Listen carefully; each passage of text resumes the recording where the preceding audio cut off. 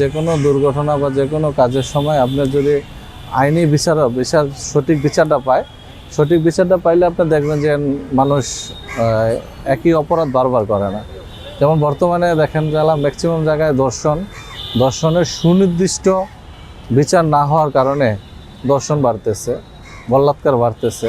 তো এই জিনিসগুলো থেকে মনে করেন সরকারের আরও মানে ব্যাপক হারে তদন্ত করে ইনভেস্টিগেশনের মাধ্যমে তারপরে মনে করেন যে এটারে একটা সঠিক সমাধান দিলে মনে হয় ভালো হবে না।